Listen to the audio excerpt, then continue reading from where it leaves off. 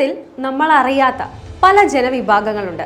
വ്യത്യസ്ത ജീവിത രീതികളും സംസ്കാരവും ഭാഷയും എന്തിനു പറയണം, വേഷങ്ങളിൽ തന്നെ വ്യത്യസ്തതയുള്ളവർ. ചില ജനവിഭാഗങ്ങളുടെ ആചാരങ്ങളും സംസ്കാരവും അത്ഭുതപ്പെടുത്തുന്നതാണ്.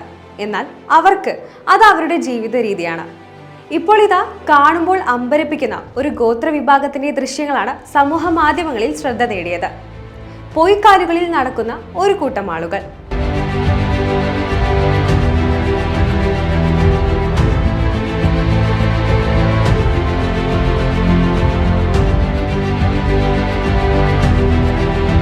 പത്തടി നീളം വരുന്ന വടി, അതിന്റെ പകുതി ഭാഗത്തിൽ ചവിട്ടിക്കൊണ്ട് നടന്നു നീങ്ങുന്ന മനുഷ്യർ.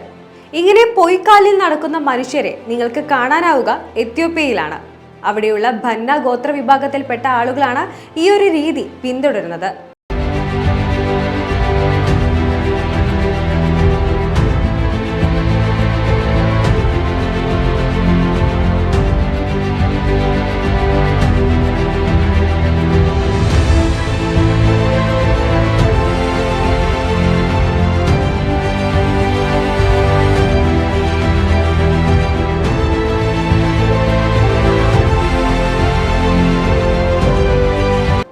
എന്തായാലും ഈ വീഡിയോ സോഷ്യൽ മീഡിയയിൽ ശ്രദ്ധയാകർഷിച്ചതോടെ ഒരുപാട് ആളുകളാണ് ഇതിനു പിന്നിലുള്ള രഹസ്യം അന്വേഷിച്ച് കണ്ടെത്തിയത്.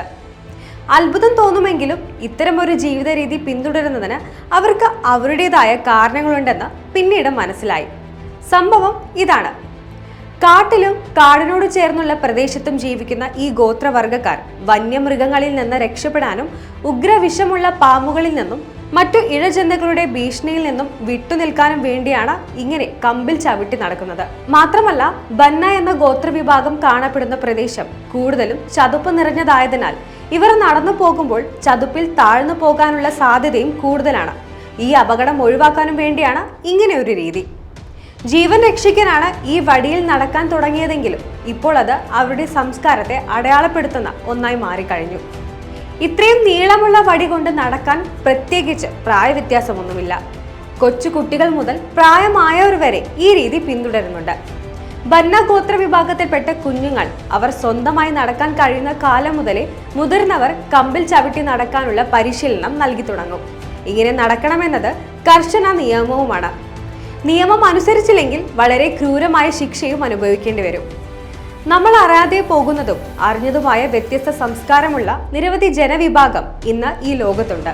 സോഷ്യൽ മീഡിയ വഴിയാണ് ബന്ന എന്ന ഈ സമൂഹത്തെ അറിഞ്ഞതെങ്കിൽ ഇനിയും ഒരുപാട് ജനവിഭാഗക്കാരെ നമ്മൾ അറിഞ്ഞുകൊണ്ടിരിക്കും.